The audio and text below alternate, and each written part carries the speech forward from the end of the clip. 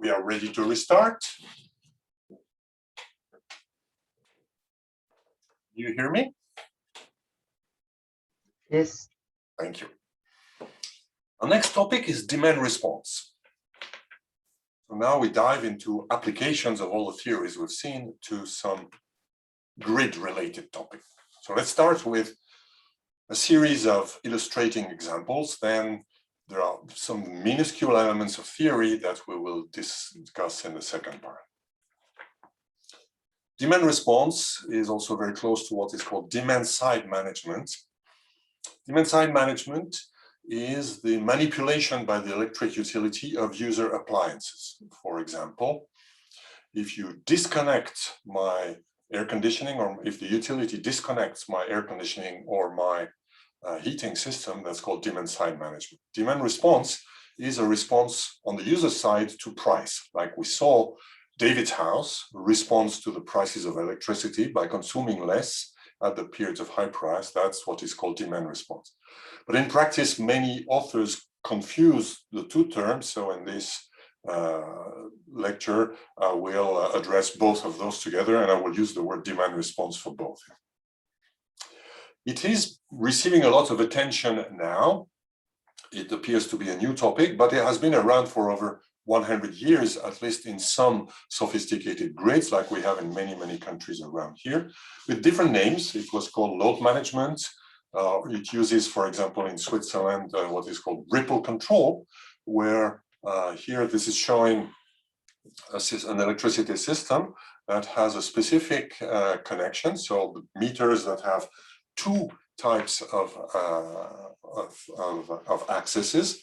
Some of the power sockets in the house are susceptible to being disconnected at some points in time. So many of you know that from Switzerland, for example, boilers. Very often boilers boil water only at night. So if you're in a colloque and you have 5 people who took a shower, then perhaps the 5th one will have only cold water because the boiler is unable to work, except at the periods of time where the electricity utility allows it to do. Why do we do that? Because the boiler is connected to a special socket where the electricity costs less, but is not always available. Typically in Switzerland in the past, that was available at night. I say in the past because that corresponds to the case where there was a constant production of electricity, and what happens at night is there is less consumption. So it's interesting for the utility and for the grid in general to move some of the consumption from day to night. In the future, we are likely to have a much more complicated landscape. For example, it might be the opposite. We might have more production during the day because of the solar energy rather than at night here. This is why we're moving towards more flexible things by prices, for example. But this is what we've been using over the time.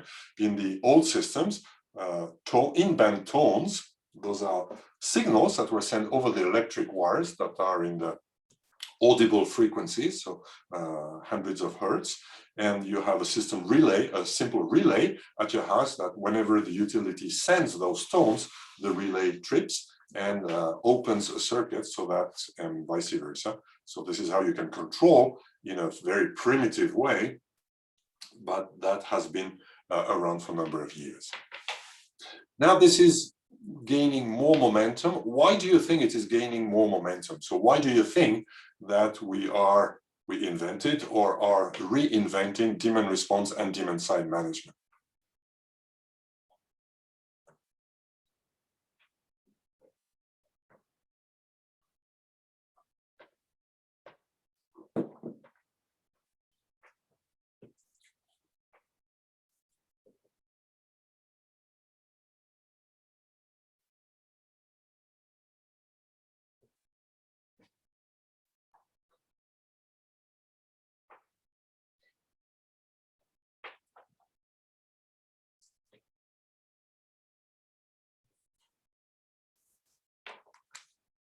I close the poll in a few seconds.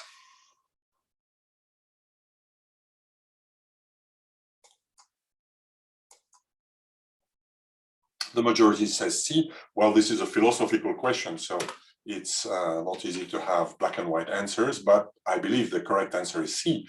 This is to optimize the management of the grid and of the energy system in general. Now, by optimizing, of course, the management of the grid, we may reduce cost to customer, at least in entities where there is monopoly. So if you have a big energy system that passes the costs onto consumers, if this one operates better, the costs are less, and then the costs are reduced for customers. In a liberalized market where costs and profits are on different sides, then it's less clear that the goal is not really to minimize the cost to consumers. The goal is really to optimize the management of the grid, perhaps by giving a cost incentive to consumers. But at the end, it's not always obvious that there is a cost benefit. But why do we need to optimize the grid? Well, this is the topic we'll discuss in the coming minutes here. Well, an electrical grid must balance power instantly, right? That's a formidable challenge. The power that's consumed cannot be stored, at least more than a few fractions of millisecond, in the wires. Right? So you cannot store it in the wires, at least in the grid, unless you have explicit storage system that we will discuss. But the grid must make sure that any energy that's put into the grid is the one that is consumed here. So when I connect my boiler to make a tea, I consume more energy. So how does the grid know that it has to produce more energy because I'm starting my kettle? 1 kilowatt. How does the grid produce 1 more kilowatt here?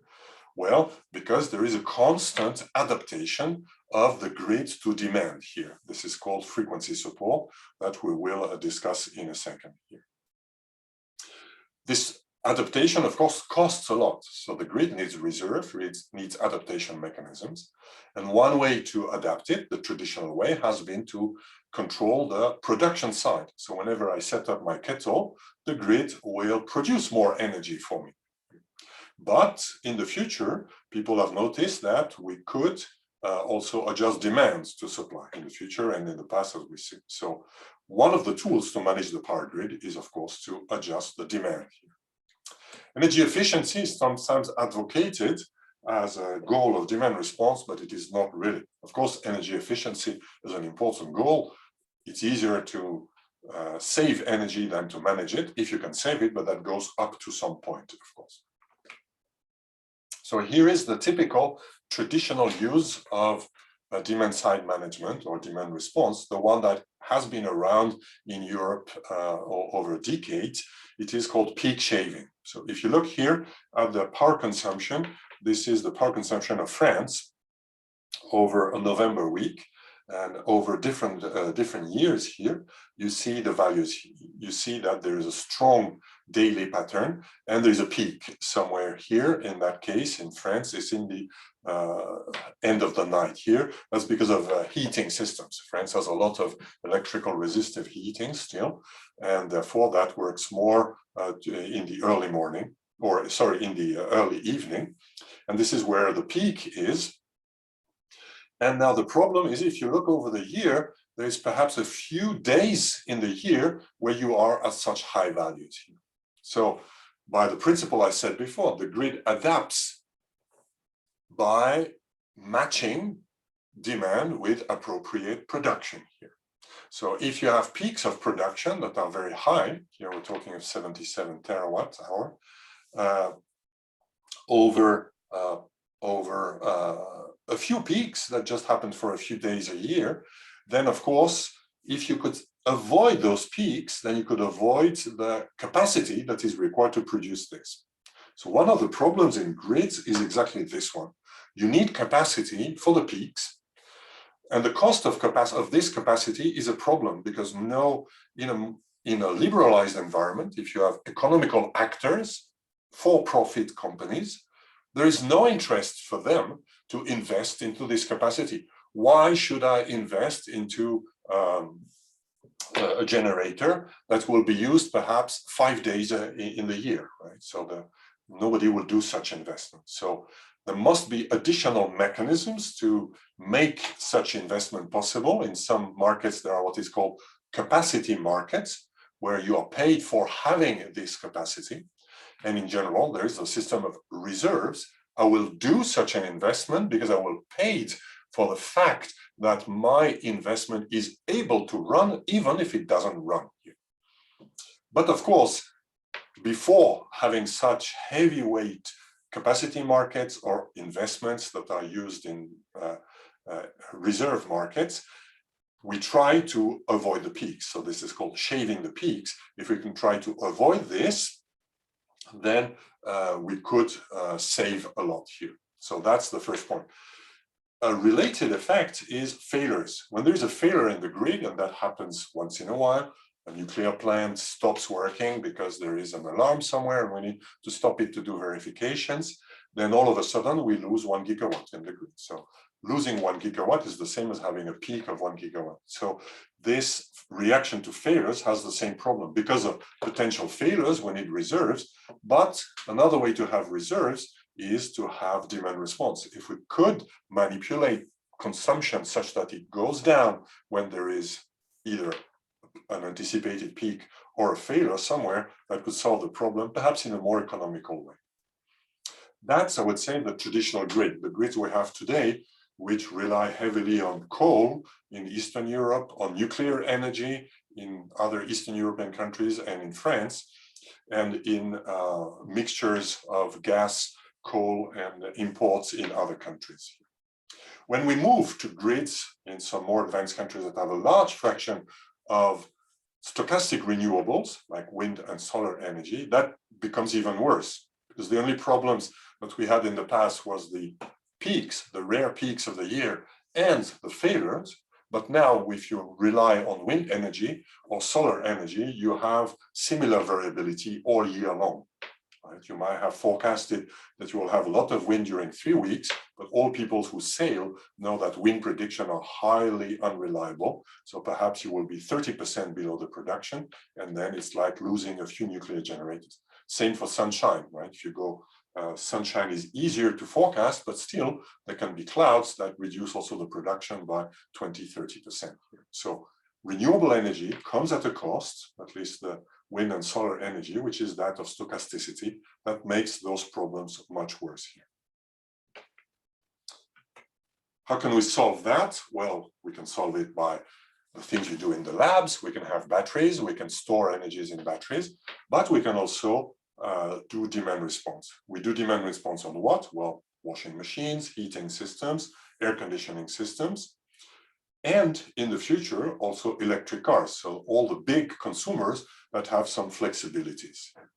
We will not do demand response, of course, on things that have no flexibilities like light or using the computer for Zoom now. I would not love my computer to be disconnected during 5 minutes because the electricity company is saying that, oh, by the way, there is a peak here somewhere. Why don't you reduce your consumption? And we decided that in this neighborhood, we need to shut down 5% of the connections.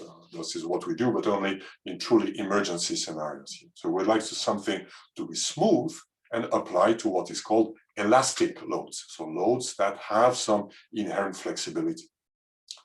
In the future, in the coming years, what we will see, one of those huge flexible loads is electric cars. So electric car charging is a huge consumption. If you do not have electric heating in your house, and if you buy an electric car, your electricity consumption will probably double. So this single car is a huge load and is flexible. I mean, if you charge it at night for the following day, once you've reached, for example, 30% or 40% of charge of your car, so your car is usable if you have an emergency, and the rest, then you have flexibility when exactly you charge it. There has been in the past 10 years a large number of demand response research efforts and pilots done in multiple places. Here I will report on some of them now. We will go through some examples. Here's a very simple example in Norway that is similar to things that have been done in Switzerland, but not less well documented in Switzerland. In Norway, this pilot as trying to address the problem that, as you know, Nordic countries have been very fast on introducing liberalization in the energy system. And they've introduced in particular time of the day prices. So here you see here some of the prices of electricity at different periods of the day here. And very much like we've seen with David's house, this has been done for real, but with a caveat here that the users have been, the price is not known. In the example of David's house, I was assuming that the price was known in advance. Here the price is not known in advance, but we know in which period of time the price will have potentially high values. This is here the morning peak and the evening peak here. And introducing this system in parts of Norway has been done experimentally. Here, the problem that we're addressing is that of peak shaving and congestion. Norway has a lot of renewable energy, of the best possible renewable energy, which is stored hydro, so hydro that is in the dams. So that's water that's sitting up in the mountain, and you can use it. You can turn the tap and open and use it whenever you want. You can even pump into it. There's a lot of pump hydro that has been installed in Norway, some of it in Switzerland too. But still, there are problems. So if you have a country like this, you probably don't need to do demand response because you have storage in the form of stored hydro. But the Norway has a grid problem. It's a very shallow, thinly populated country. So you have many parts of the country that are very remote. And then the lines that go to some parts of the country are still congested. So the problem that was addressed here is to avoid the peak values that occur at some parts of the country. Remember, in the past lab, we talked of LMPs, locational marginal prices, so prices of electricity that are computed differently based on where you are on the grid. And we saw that there were very different prices when one of the lines was limiting. So that's exactly what happens in many countries, in particular countries that are very long and thin, Norway, Chile, etc., Canada, countries that are one-dimensional essentially, then the grid becomes extremely expensive, and some parts of the grids are always congested here. So they've introduced this to incentivize people to defer their consumption from those periods of the day. And because it's in Norway, it works. So people adapt it very easily. And that was able, for example, to reduce exactly the price of electricity. With at least simulations have been done that if it was just a pilot, if the pilot would have been run at large scale, people have predicted that the price of electricity between the two zones, the area one that has this problem with a congested line and the area two, and that with demand response, we would be able to have the same price everywhere in Norway. So that's an effect. I mean, by simply giving an incentive to people to not do washing or other systems that can be deferred during 2 times 2 hours in the day, that reduces the prices everywhere. So that's a customer benefit. But of course, the main thing that we're doing is better controlling the grid here. The paper that gives this explains this by this kind of supply and demand curve here. We're showing the demand curve here, that is here, versus the supply. And it is showing that if we have demand response, then the supply curves changes, which changes the price. We'll come back to that in 1 hour. What is the story of demand and supply curves? As I mentioned, this is done in Switzerland. Here's an anecdotal example from Romande Energie, one of the providers here. For example, if you have Romande Energie systems, depending on which area you are, which system you buy, you can have a system like the one that I mentioned where for your boiler can work only at night, for example. Your boiler can only work in the non-red hours. Or this, as a reaction to what I said before, the need to have more flexibility, you have what is called the availability of interruptible supply. So an interruptible supply is a supply where we shut you off, for example, at most 8 hours every 24 hours, or at most 20 hours every 24 hours. So this would be for boilers, for example. So here, the difference is that the time at which you are disconnected may vary over time. And of course, you will need some information or some prediction of when the interruption will come, or an optimization, a bit in the style of MPC, but a bit different. So in this paper, we've studied how to do such optimization.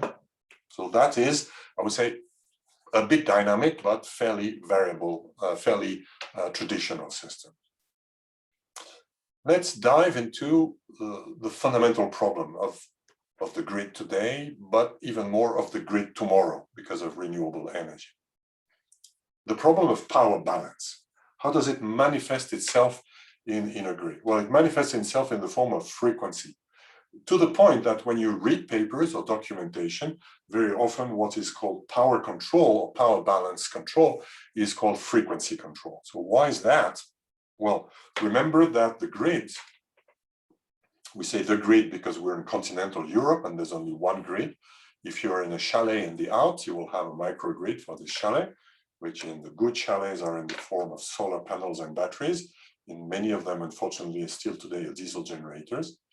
And you have countries like the UK or Ireland, Northern Ireland and the Irish Republic, that have their own grids. They are connected to other grids to do energy imports or exports, but they're not connected in instantaneous power balance. So each of those grids must maintain instantaneous power balance at all times, must instantly. So it means, of course, at longer time scales as well. How is it possible? How is it possible that if I start my kettle now, I ask to the grid plus 1 kilowatt, and the grid will give the plus 1 kilowatt. And when I stop the kettle, the water is hot, the kettle stops consuming 1 kilowatt, so the grid produces 1 kilowatt less. How is that possible? Well, there are various things that make it possible, that we will discuss now. But the very first one is mechanical inertia. When I'm consuming more, I'm putting more stress on the generators. Traditional grids are using rotating masses in the form of the turbines in gas stations for advanced systems, steam turbines for nuclear generators or coal-based generators, sometimes also diesel generators. So that's a big rotating mass. And then when I put my kettle on, it's like when you're driving a car and all of a sudden you start into a slope, the slope goes up. So when you're on your car or on your bicycle, when there is a slope, then you feel that it becomes tougher and then you slow down. By slowing down, you release some of the momentum, so mechanical inertia that was there. So that makes a first damping of this excess consumption. Of course, what happens is probably also the voltage will also go down a bit. And because my kettle and all other kettles are resistive, they will consume less. So we will also very slightly reduce the consumption of others, which will also damp the peak that I'm putting onto the system. So the very first instantaneous thing is the mechanical inertia of the generators, but that doesn't go a long way. If we would have only that, then the generators will simply slow down, and after slowing down, they would stop. It's like if your bicycle, when you go into a slope, if you don't change gear, then it becomes tougher, you slow down, and eventually you will stop. Because of that, this automatic change of gear and change of gas is called droop control. So all generators are equipped with what is called a governor or droop control, that's the same. That's linear control systems that senses the speed at which the generator is turning. And as soon as the generator slows down, it will put more gas into the generator, and vice versa. When the generator becomes faster, it will reduce the gas here. So the speed of the generator locally is the frequency of the AC current. So when the frequency drops, when I say drop, it is not the frequency goes to zero. When it changes by a few fraction of a percent up and down, then we change the speed of the generator. This is similar to cruise control in a car. If you set your cruise control in your car to a constant speed on the highway, whenever there's a slope up or down, then the cruise control will give more gas or less gas. So there is cruise control in all the generators. And the goal of this is to have the frequency of the current, the speed of the generator constant, and the frequency of the current, therefore, constant. But in reality, of course, it's not perfect. All those control systems have latency, and the frequency fluctuates. And this fluctuation can be used as a signal of power imbalance, because we know that when the frequency drops, there is too much power, too little power being produced, and when the frequency goes up, there's too much power being produced here. So that signal itself can be used for other systems to react here. So this is in a great, I would say, what is called a synchronous system, like continental Europe or the UK or the Irish island. In a microgrid, in your chalet in the Alps or on the smaller islands, for example, if you have a chalet in the Alps, which is run by solar panels and a battery, well, the frequency, there's no rotating mass, so the frequency has no meaning. Here, the frequency is generated synthetically by the inverter of typically the battery, and it's constant. It will be 50 hertz. The only difference, the only variable part of the frequency will be the accuracy of the oscillator of the quartz that is used to calculate 50 hertz here. So it will be constant at plus or minus 0.01%.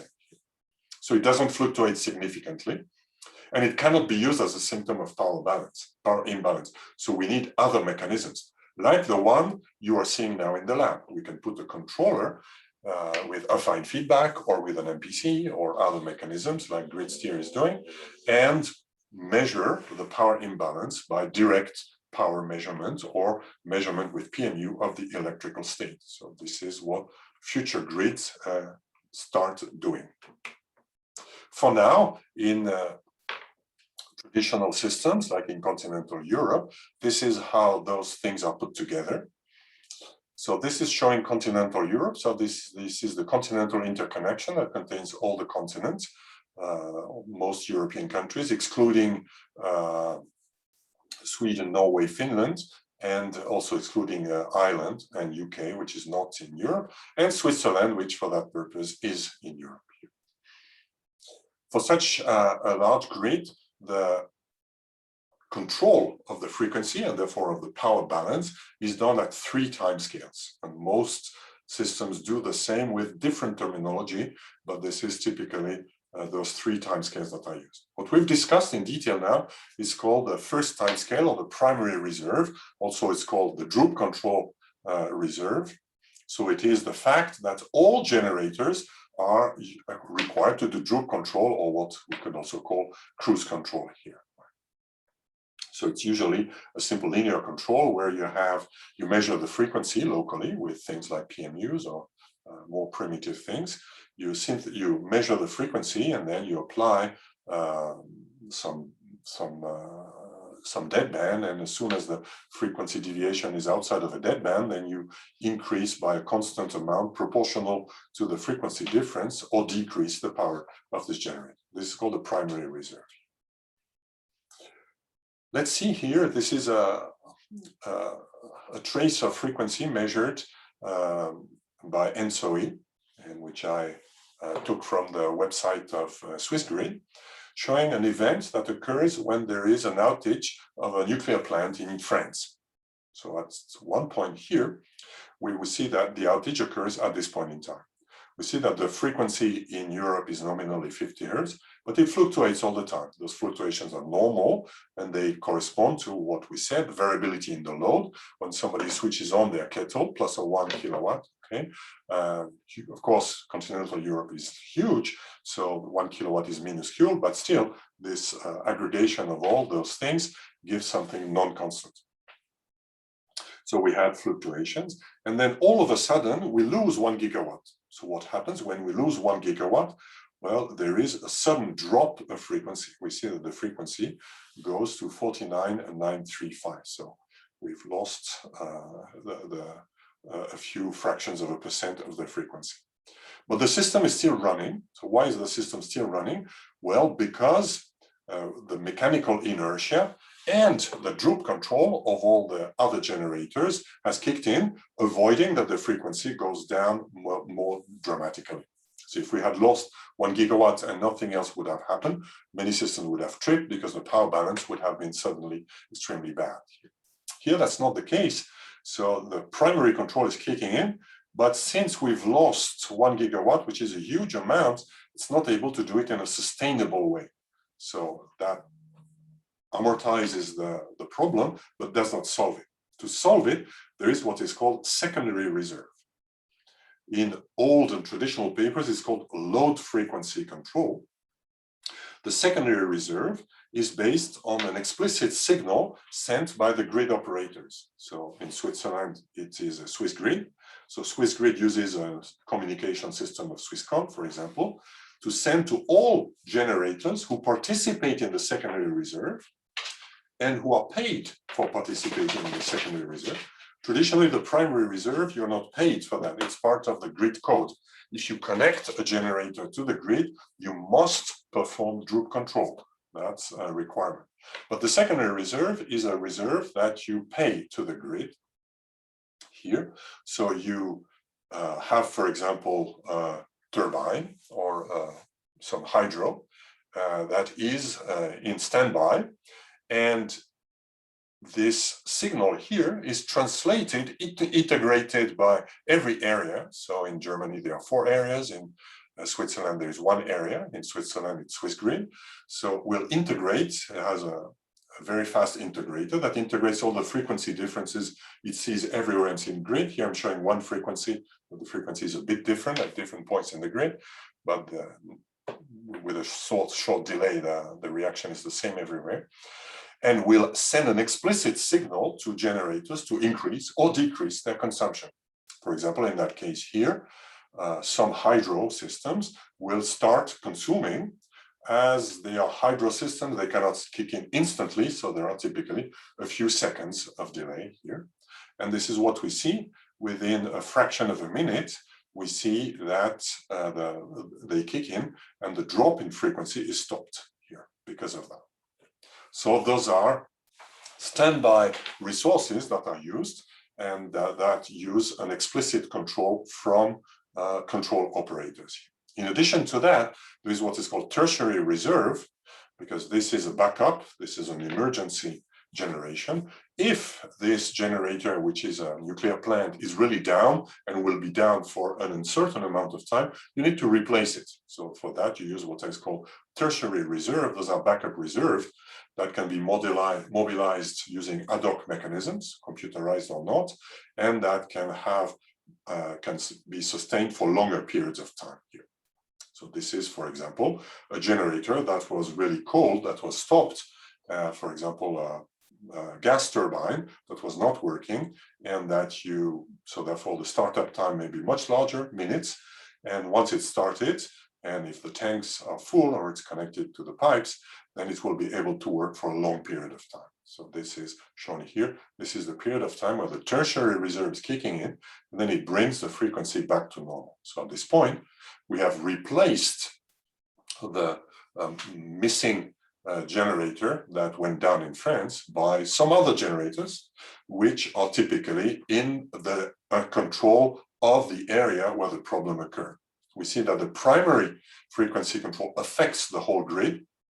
So whenever the frequency drops, the support to the frequency is done by the entire grid. But of course, mobilizing secondary reserve and tertiary reserve is under the responsibility of the local aggregator here, the local operator here. So we see the French grid has used all its secondary resources, and those companies who do that are paid for this and solve the problem for a few minutes. And then the French operators call other generators who may or may not be in France, but starting them is the responsibility of the French operator to replace the operator that went down. So here we see 3 other operators in France and Spain who are starting to compensate the problem. So this is how the grid works today. You see, of course, the benefit of having a large continental grid. You see that you have an area of 250 million customer users who are working in solidarity. That means that you're able to amortize, at least for a short period of time, the loss of 1 gigawatt of power. In the presence of a lot of wind energy, the same problem, this becomes even more important. So this is what motivates more participation of the user side into managing the grid. So in the traditional way, this is all an operator story. So the only entities that are involved in that are the operators, Swiss Grid, French RTE, EDF, etc. So energy producers and grid operators here. But in the future, there has been a number of proposals to involve the end users. For example, in the UK, there is a very serious proposal about using the fridges. Why the fridges? Well, the refrigerators are not heavy consumers. They are not peak power consumers. They are not like your electric car, but they are always on, right? So they work all the time. So they are permanently present. And in fact, they are a non-negligible part of household consumption, at least if you don't have an electric car and you don't have electric heating. And they're always on. So the idea is that if you can manipulate the refrigerators, then you could have an adaptation to the problems of the grid. This proposal that is given in this paper here is to use the grid frequency. Your refrigerator is connected to an AC outlet, so it is connected to the grid. And with today's power electronic, it is very simple to estimate the frequency. So you can have a control law, that's illustrated in the details here, that will force your refrigerator to increase its on and off period. A refrigerator is typically a thermostatic load. It's not using an MPC. It's not trying to guess when you will open the door or when the electricity will be cheap. It's an MPC, it is a thermostat. And as long as you don't open it, it will switch off as soon as the temperature is low enough. So the normal behavior of a refrigerator is that it goes on, the compressor goes on, then the temperature drops, then the fridge, the compressor goes off, then it goes on, etc. again. Now, if you do a smarter system, instead of allowing the temperature to go, instead of this natural working of the thermostat, which goes over here periods of several minutes, you can manipulate it here if you have problems with the grid. For example, you can delay a bit the time at which it will go on again, or by having in advance an average temperature that's a bit more strict than before, and vice versa. So this has been proposed, this has been very seriously discussed. Circuits and fridges have been built that have these properties that would adapt to the frequency of the grid. And the calculations that have been done is that this could provide the equivalent of 1 gigawatt of primary or also secondary reserve with a bit more of intelligence that I will not discuss for the UK grid here. So the equivalent of one huge fuel-based power plant here. Similar things have been done for the US, not with fridges, but with air conditioning and heating fans alone. And here, the estimations were that around 70% of the secondary reserve could be providing by building adaptation into the air conditioning systems in the US. So by controlling the fans, you control, of course, the heat flows or the cold flows. And of course, you manipulate the temperature of apartments and houses, but by small variations, a bit like we saw in David's house. In David's house, the temperature is fluctuating between 19 and 21 instead of being constant equal to 20, for example. If you accept this fluctuation, then you have adaptation, and this adaptation is able to provide a significant fraction of the reserves that are used for today's grid. Now, of course, in the future, grids will need more reserves because there will be more stochasticity in the resources here. Here's another example where we combine everything. We combine demand response and the kind of control that you've been doing in the lab. This is something that was done in a PhD at EPFL in Mario's lab and is being sold by GridSteer. Here, the idea is that we can have an entire grid with a battery, like you're doing in the lab, And then this grid can have what is called a dispatch plan. The dispatch plan means the grid goes to the energy market and says, here is how much I will buy. For example, during this period of time, I will be energy neutral, exactly power neutral. That means I will not import nor export anything from the grid. And here, negative means I will produce some amount of energy. Here I will be neutral, and here I will consume. This is typically what the grid does not do today. When you connect your building to the main grid, you don't have to say what amount of energy you will be consuming or not. But in the future, some proposals are that the local grids should participate. And by participating, they're able to perform also frequency control. For example, here is the frequency. So this is for a measurement of this deployment in Mario Paolone's lab that you see here. So that's the frequency of the grid in this building, ELL.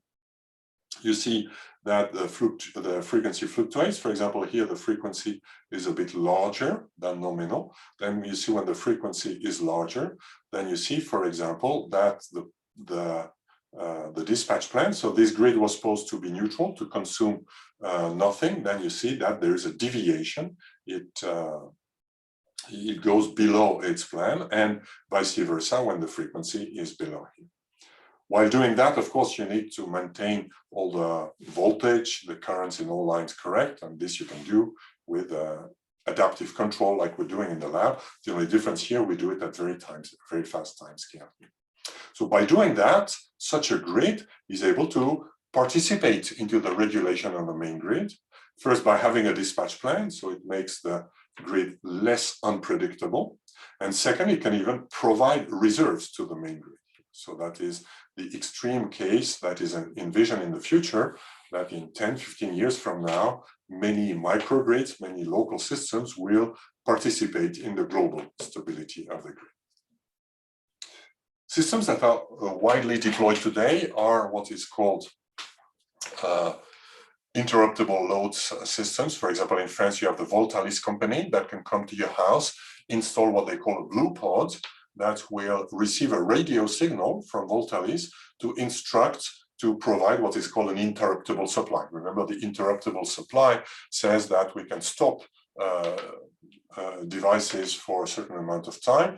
This is part of the Romande Energy, so the operator service. In other countries like France, it's what is called an aggregator service, a demand response aggregator. So this company, Voltalis, has put 1 million blue pods in different houses, and it goes to the energy market when, for example, RTE, the French grid operator, says, oh, I have, in the case that we saw before, for example, we see that there's a nuclear plant that goes down. I need more energy now. I need, then they go to all their suppliers of reserves and they say, I need 1 gigawatt more now. Then Voltalis will say, raise their hand and say, I can give you 1 gigawatt. In fact, it's not giving 1 gigawatt, it is shutting down 1 gigawatt of usage that was planned and going to work. So all those boilers that are connected to those blue pods will be disconnected for 60 minutes at most. And this will have the same effect as adding generation here. So if we remember this curve here, getting back up here might be by things like Voltalis kicking in and providing what is called a demand response here. Similar schemes exist in many countries, PeakSaver, PGE, etc. This in countries like the US, this is used for air conditioning. In countries like France, this is used for heating system. In Switzerland, we have the same system. A company that does that is called Tico. So the Tico Energy does it, but with heat pumps, which is more complicated to do than resistive heating systems. And they provide primary and secondary reserve here. So that means that this is, for example, a snapshot of the control monitor. So Tico receives from Swissgrid an instruction to provide this blue energy signal, so which is the response to the variability of the consumption in Switzerland. And the blue or dark one is the actual response that is implemented by aggregating every dot on the map. Here is one house, which is controlled by Tico.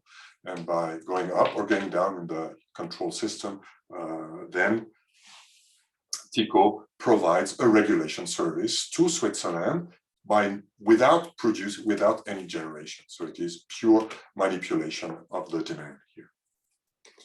If we go one step beyond, IBM had proposed a system, which as far as I know is not implemented, which even go to tertiary reserve. So TICO provides secondary and primary reserve. Tertiary reserve means longer term reserve, where the idea is based on these curves that you show here. Here, the idea is we have all this fleet we have millions of boilers in Switzerland.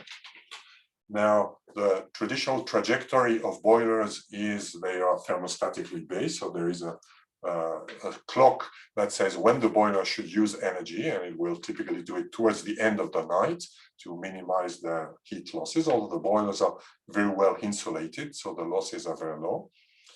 And instead, what this paper is proposing with people from IBM is to analyze the energy trajectories that are possible in the worst and best case for all boilers. Here, the best case is what we do if we instruct oil boilers to store hot water as soon as they can, as soon as they receive a signal to do it, which is typically when the prices of electricity are low. For example, in traditional days at the years that this was written, that would be in the night. Today, that would be when, for example, there is solar energy being produced. So if you do it as soon as possible, you obtain, this is the interval curve, this is a fraction of time, the amount of energy delivered to the boiler.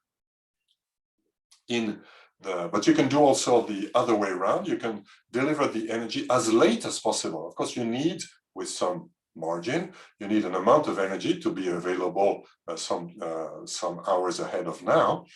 But those two extreme trajectories are possible. Here it is as late as possible, so towards the end of the night. Here it is as early as possible.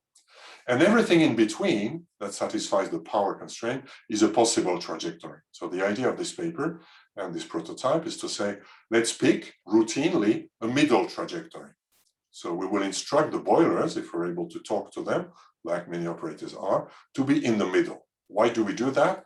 Well, because by being in the middle, we can go towards one or the other here. In particular, if we can instruct boilers to consume more, if we need the grid to consume more, or if there was a failure, we can instruct the boilers to consume less. For example, we can stop oil boilers for some amount of time, which will give the effect during several hours. Here, during 4 hours interruption of all boilers in this fleet of boilers, which will be the same as starting a large generator. So this is done by what is called service aggregators. This was a prototype done by IBM. Now there are a number of companies that are starting to provide that kind of things. TICO is one of them. And this can be implemented, for example, with smart meters. This is one of the motivations for having smart meters. I will conclude on this example. This has been tried in a holistic system on an island. This island called Bornholm belongs to Denmark, though it's close to Sweden. And this island is connected to the main grid of Sweden, I believe, but with a cable that has very low capacity and is frequently cut, because here the sea is very shallow. It's even less deep than the lake that's in front of us, than the Lac Léman. And so there are sometimes boats that break the cables here. So there is a power supply problem in this island. And because this is Denmark, the island is, of course, has a large deployment of wind energy here, but wind energy is very variable. This is a variability that is shown here. So you need huge amount of resources. So they found that, and deployed on these islands, that instead of having diesel generators to compensate for the fluctuations of wind energy, which is the traditional solution today, they have put demand response in many, many homes of the house. And they found that they could provide through demand response of all the kinds of things we've seen before: heating, hot water, refrigerators. You can provide 3 megawatt of capacity in winter. Of course, that works only in winter. In summer, you're not heating a lot, hopefully, and there is no demand response that works in summer. That's one of the limitations, of course, of those thermal systems. Voila, time for a break again. There's a question on the chat. Yes. does this demand response on boilers factor in temperature conditions to avoid causing people to freeze in the winter? Then, of course, yes. Very much like we've seen that when we control David's house with an MPC, we have a controller that adapts to the actual temperature. So if there is, in all of those systems, there's a temperature deadband, at least for the systems like in Bornholm, that play with the demand response over long periods of time and provide a large capacity compared to the capacity of the island. Systems like Voltalis or Tycho, so systems like Voltalis are very primitive. They simply give you a maximum interruption. So for boiler, I believe they stop it for at most 60 minutes, right? So if your boiler is stopped for 60 minutes, and if your boiler was empty or cold, there was no hot water, and it's stopped for 60 minutes, then you cannot have any shower. But that happens in Switzerland already now if your boiler is replenished at night, and if many people in your co-loc took a shower before you, you will have no shower, no hot shower, cold one. For room temperature, here I believe they say they stop it for at most 30 minutes, but they don't check the temperature. So if everybody opens the door, because you're cleaning your house, you open all windows and all doors, and just when you close them, comes the Voltalis signal that says during 30 minutes the heating is stopped, then during 30 minutes you will have no heating. But that's during 30 minutes and at most once every day. After 30 minutes, your room will be heating up again. Now, because there is a lot of inertia in heating systems, I mean, if you really open all windows and your house becomes cold and you start heating up, it will take way more than 30 minutes for you to feel a good temperature in the house. So they exploit this fact that the thermal inertia is very large.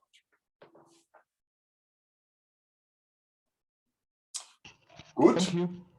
You're welcome. So I have a small question too. Is it more? It's more about security-wise. What's the difference? Are we more vulnerable now with this type of solution with Voltalis and Tycho than, for example, I don't know, getting a nuclear plant to get tricked into wrong demand or getting wrong signals from the grid? Are we more vulnerable with this dispatch, let's say, control? It's not clear. So vulnerability, you mean resistance to cyber security attacks, or? Yeah, exactly. Vulnerability. Yeah, for cyber security,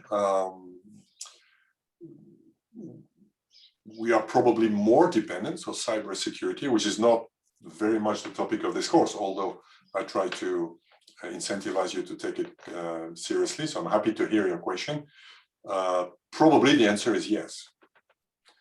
Now, of course, all the systems like the control between Tycho and your heat pump goes via what is called a dedicated system. So they put a receiver on your control panel that can speak to Tycho but cannot speak to you. So you cannot, with your computer, get into your heat pump with this system. What you can do is you can get into the website of Tycho Energy to see what Tycho sees about your heat pump. But the control system, what is called the OT, the operational technology system, is closed and is not directly related to the internet. At least we hope so. So those systems, which are industrial systems, are typically well protected. At least we hope so. We hope they do authentication and encryption for all systems so that it's not easy for somebody to attack you. But certainly the attack surface is increased. As soon as we computerize the system, we increase the attack surface. So now it is also possible to attack the old systems. Right? The old system, they send audible frequency signals into the electrical wires. It's also easy to send them with an external box. So I could do a system that will shut down your heating into your house with those systems. But again, the attack surface and the implications are probably less with the old system. With the new systems, security is really a main concern, is really a weakness. Okay, thank you. Now, security problems so far come primarily not from the OT, not from the operational system, but from the IT, from the information technology, from the website, from the customer system. You probably have heard about the pipeline system in the US that was recently partly shut down, that caused huge price surges in the price of gasoline in the US and shortages of gasoline in some areas of the country. It was an attack on the billing system of the pipeline. And because the billing system was attacked, they had lost the billing records. They could not bill the energy, and therefore they had to stop delivering. So it was not the control of the pipeline itself, it was the interface between the control and the IT. You could imagine similar things. If TICO energy is not properly secured, it could become the target of an attack that breaks all its customer records, and then the beautiful map that you see, or that you don't see, that you see on the screen now, this beautiful map would not become operational, and therefore TICO would stop, and then this secondary reserve that TICO is selling might not work. Okay, thank you. I have a brief final question. In a scenario where towns like cities like Zurich have a lot of people not living in a house of their own, where they have their own boiler, but they might live in like an apartment block, where kind of there's kind of a central boiler for the entire house. Are these schemes kind of run on like a individual basis? Each person living in the house, well, each like apartment basically would have to agree to the overall apartment being enrolled in this demand response, or is this kind of handled in a sense where kind of the owner of the building can just decide this?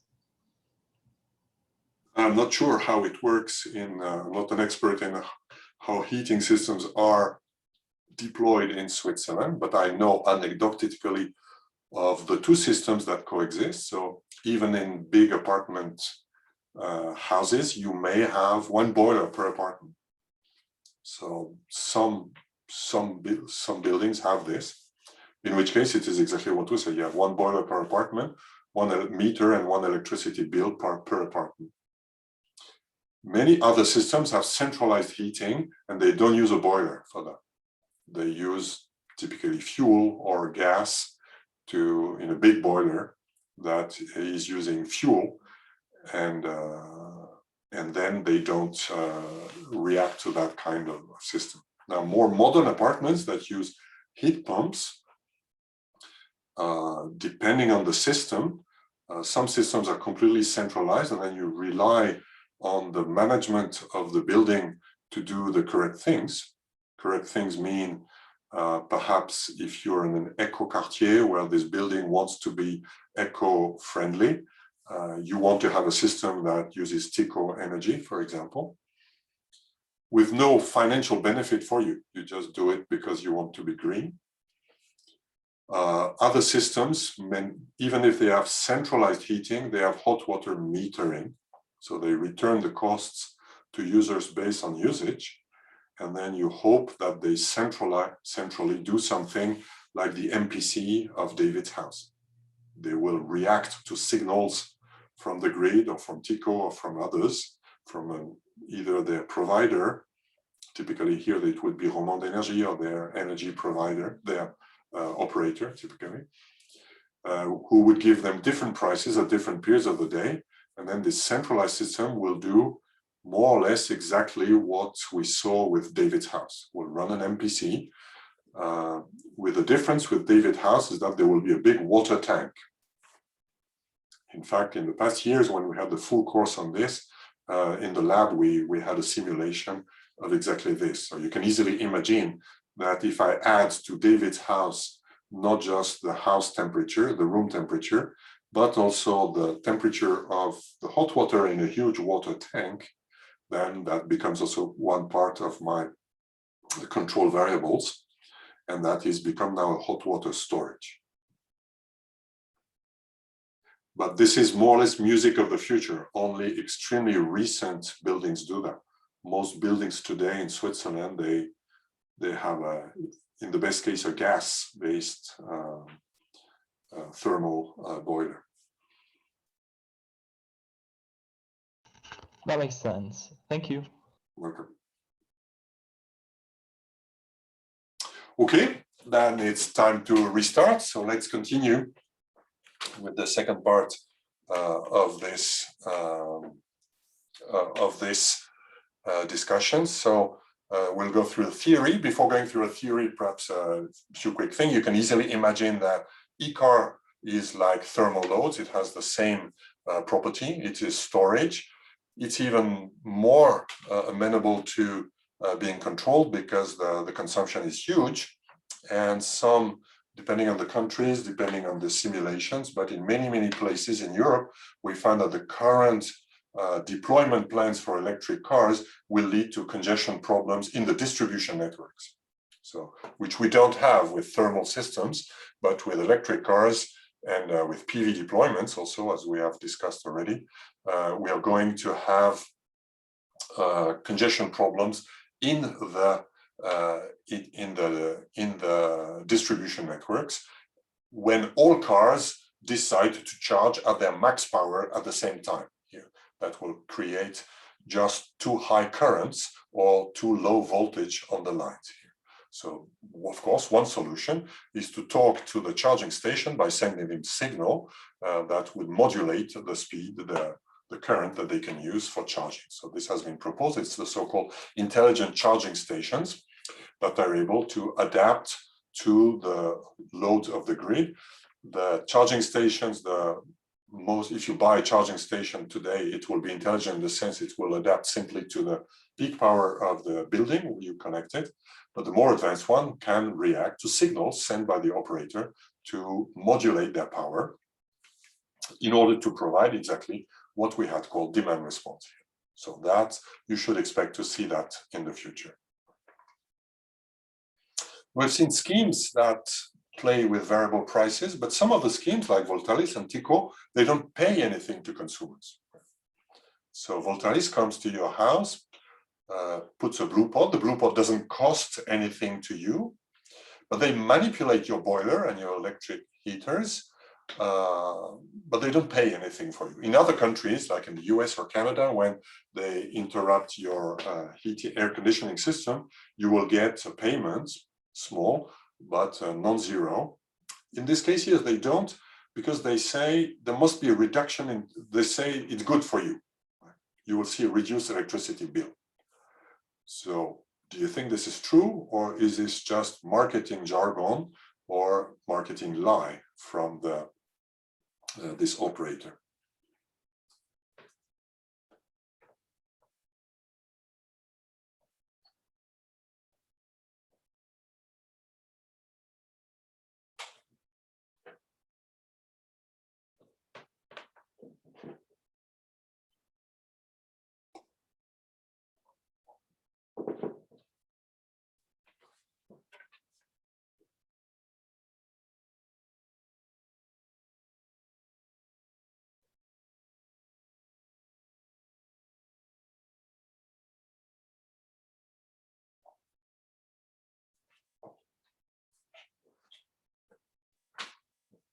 I close the poll in a few seconds.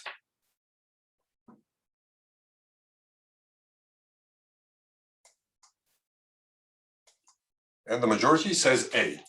Well, I will not give yet the answer to this because that gives me the transition to a theory or elements of theory of demand response. Here the question is, if I stop heating, of course, what will happen is later I will heat more. Right? If you stop my heating now and my it just happens before I open the windows, for example, then as soon as Voltaly stops stopping my heating, it will heat more. And it will heat more in a room that's colder, so we'll need more to bring it up back to temperature here.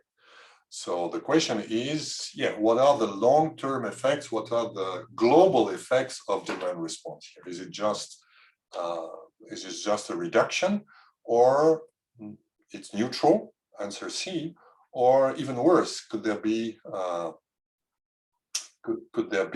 an increase here? We will see this in a few more minutes. But before getting there, let's see another part of the theory of demand response. Demand response, at least the one that manipulates prices, is based on a very simplistic economic theory. I'm not an economist, but what I've heard from economists is that it's always more complicated than you think, and there is no real theory that really explains everything. So it's not like a grid. I can model a grid, I can write the equations of a grid. Of course, I have problems with the non-convexity of the OPF, etc. But I know my grid model is correct. That corresponds to the physics of the grid. In economy, it's not like this. Economy, you don't model it like you model physical things. Nonetheless, the energy market in Europe, in the US, and in most countries is based on an economic theory. So we should not take it for science. No, at least it is some science, but it's not something that is universally true. It's just a theory, but it's important to know it, to know how people react and what they do. So according to this theory, we assume a rational user model. We assume that consumers are willing to consume some amount of energy Q at a price P by having a utility function. So a user has an elastic load or a non-elastic load here. And here I'm plotting, this theory is plotting on the x-axis, the Q, the amount of energy that we'll be using, for example, in a given hour, versus the utility. Now that's the myth of economy. People think that there's utility that can be put in numbers. It's not entirely a myth. It's useful to control systems, but of course it's hard to put utility in exact terms. So, but economists do it. If I have a completely elastic load, probably I have something like this. I have a concave utility as a function of what I receive. That's the every day's perception. If you give a child 2 sweets, the child is happy. If you give 4, he's not 2 times more happy than with 2. Right? So he's a bit more happy, but since he had 2 already, the increase in happiness is less, which is a concave function, which is here. So if you give me some amount of energy Q that I can consume, the utility is better, at least in this model. Except if I have a given task to do that requires a fixed amount of energy, like practically exactly I'm doing now. Here I am in my office at home. I'm using some energy to run all the screens and the computers and the communication system.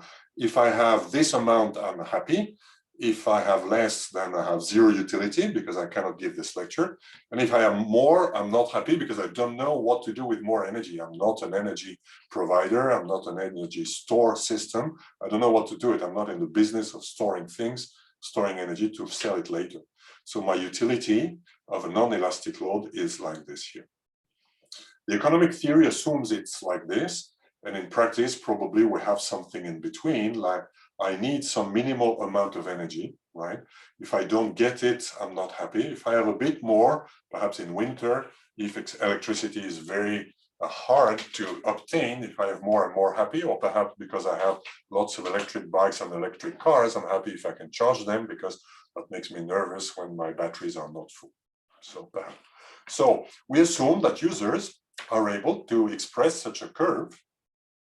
And then your utility is comparable to a price in the sense that if a user is offered, knows this curve, and is offered a price P, then the user will buy a quantity of energy Q that maximizes U of Q minus PQ. U of Q, that's the utility, minus PQ. If you give me an amount Q, I receive some amount of utility U, but I pay P times Q, and we assume that U is comparable to a price. So if that is true, I will maximize the difference. I think there's a question on the chat for the previous slide. Thank you. So the question is it not typical to have general capacity payments for these so-called spinning reserves? Yes. So what I'm showing here is the instantaneous economy theory. What I mentioned before, capacity market, is not at all described by this theory. So capacity market is another thing that comes in addition to that. Because of course, this instantaneous utility leads to problems that we discussed an hour ago, that there is no interest for anybody in the grid to invest into large capacities if they are called only extremely rarely. So this does not cover the capacity market, and it is one of the problems of this theory. Sorry, the theory was with slide 19. Or 20. I forget that your PDF obviously has extra pages for answers. Yes, I asked this back then because I had a project similar to this, and I'm usually used to there being some kind of standing charge for enrolling these systems. So I was surprised that Vertalis doesn't do this. So for here, there's no charge here. We're on the user side. Here, I'm talking of the customer side. I mean the slide before with Vertalis. Yes. Yeah.